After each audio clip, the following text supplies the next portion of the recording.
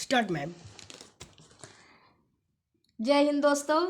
आज के इस वीडियो में मैं कक्षा 12 की बायोलॉजी की बहुत इम्पोर्टेंट टॉपिक पर डिस्कस करूंगी और ये टॉपिक जो है वो है चैप्टर 3 का रिप्रोडक्टिव हेल्थ उससे है। और ये टॉपिक जो है वो है एमनियोसेंटेसिस। एमनियोसेंटेसिस को हिंदी में बोलते हैं उल्ब वेधन। क्या बोलते हैं? उल्ब वेधन। एमनियोसेंटेसिस और हिंदी में बोलते हैं उल्ब वेधन।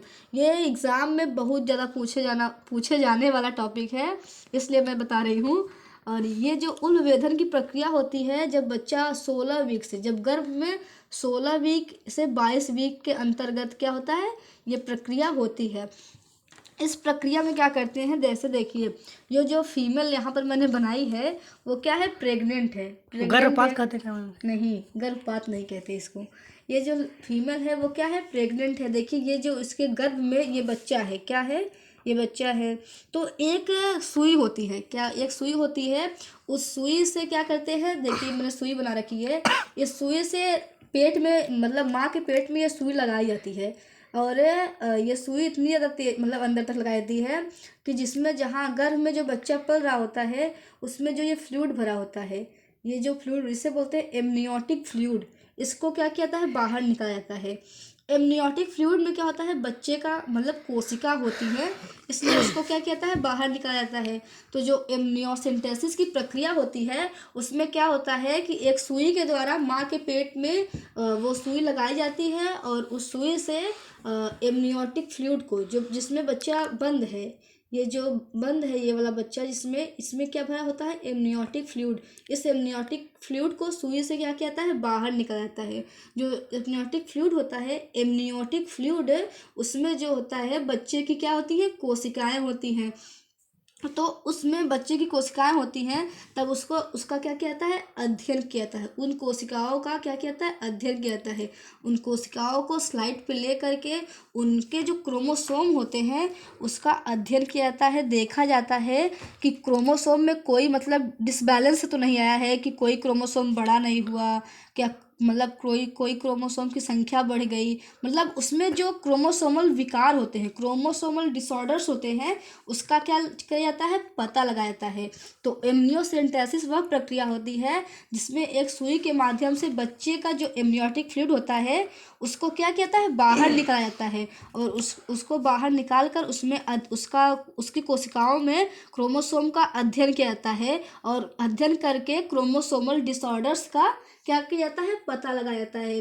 जैसे मान लीजिए एक क्रोमोसोम नहीं है तो क्लाइनफेल्टर सिंड्रोम हो सकता है, या एक सिंड्रोम बढ़ गया तो टर्नर सिंड्रोम हो सकता है, या कोई सिंड्रोम की संख्या कम हो गई, क्लाउड-डू-एच सिंड्रोम हो सकता है, या उसकी जो टीलोमियर्स हो गई वो कट कट के विलोप हो गई। तो मतलब जो उसमें सिंड्रोम होने के चांसेस हैं कि क्रोमोसोम के नंबर बढ़ने या घटने से, उसका क्या किया जाता है, पता लगाया जाता है। या फिर मेंडेलियन डिसऑर्डर्स हो गए, मतलब कि क्रोमोसोम की संख्या ही कम हो, क्रोमोसोम की संख्या बढ़ जाए या कम हो जाए, या उसमें जो बेस पेयर हो जाते हैं, जैसे डीएनए में जो बेस पेयर होते हैं उसमें कोई बेस पेयर की संख्या घट जाए, बढ़ जाए, तो उससे जो डिसऑर्डर होता है उसको क्या बोलते हैं, मेंडेलियन डिसऑर्डर बोलते हैं।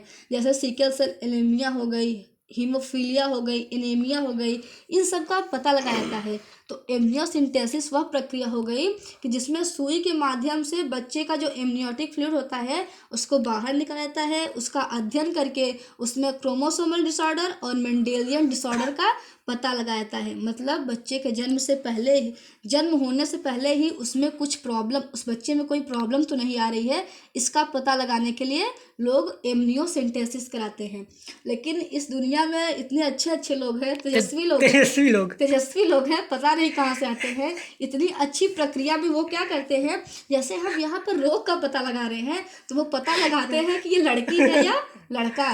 तो जैसे हम क्रोमोसोम से तो पता लगाते हैं, तो अगर देख लिए एक्स क्रोमोसोम है तो लड़की है, एक्स वाई है तो लड़का है। तो ऐसे देख कर क्या करते हैं, फीमेल फिटिसाइड करने लगते हैं। क्या करने लगते हैं, जो लड़की होती हैं, लड़कियां जो गर्भ में जो बच्ची पढ़ रही है अगर वो लड़की है तो क्या करते हैं, उसको मार देते हैं। तो इसलिए एमनियोसेंटेसिस इतनी अच्छी प्रक्रिया थी जिसमें हम मतलब जन्म से पहले बच्चे में होने वाले विकार का पता लगाकर उसको दवा ववा करा कर ठीक कर सकते थे, लेकिन अपने लोग तेजस्वी कार्यों के द्वारा उसको बाधित करवा दिए। लोग इतना ज़्यादा इसका उपयोग करके फीमेल फिटिसाइड करने लगे, मिस यूज कर इतना, रहे हैं। हाँ, इतना इसका मिस यूज करके लड़कियों को मारने लगे कि जिससे जिससे मतलब परेशान होकर सरकार ने इस पर बैन लगा दिया है। मतलब अब आज के समय में एमनियोसिंथेसिस की प्रक्रिया नहीं होती है, ये केवल तेजस्वी लोगों के कार्यों द्वारा।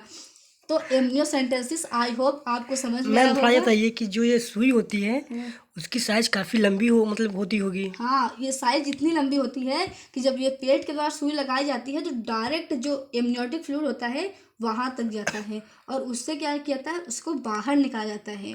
मैम जो बच्चे मतलब कि वो जो लड़की उड़की मतलब चेक करवाते हैं कि लड़का है कि लड़की है, उसके विषय में आप क्या कहना चाहेंगी?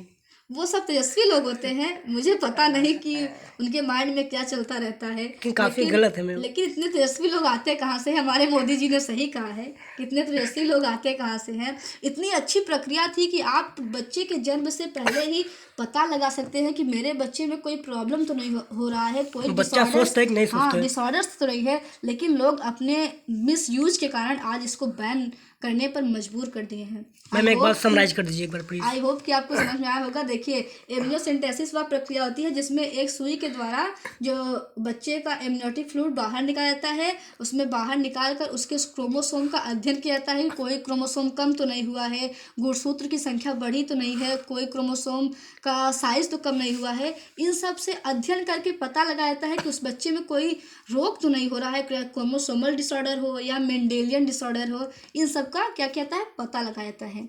आई होप कि आपको समझ में आया होगा एमनियोसेंटेसिस की प्रक्रिया और एमनियोसेंटेसिस के यूजेस।